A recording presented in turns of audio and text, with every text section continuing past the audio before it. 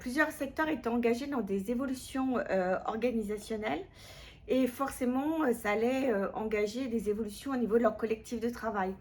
Donc on s'est dit qu'il fallait les accompagner dans cette transformation, d'où l'idée de faire appel à la formation de l'EN3S, créer du collectif.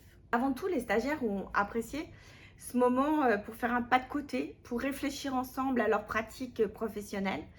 Globalement, ils ont apprécié les apports de l'animateur, du consultant, notamment sur tout ce qui était les questions autour du sens au travail, du sens du travail, de la motivation.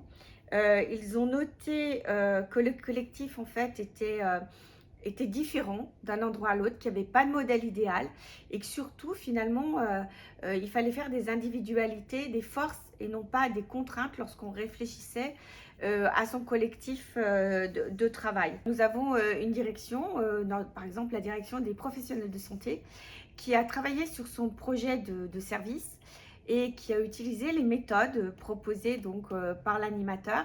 Ils sont partis de la question du sens, c'est-à-dire quel était finalement le sens de l'action de cette direction tournée vers les professionnels de santé. Ensuite, ils ont réfléchi à des projets communs. Quels sont des projets qui peuvent réunir en fait le collectif? Qu'est-ce qui va les fédérer?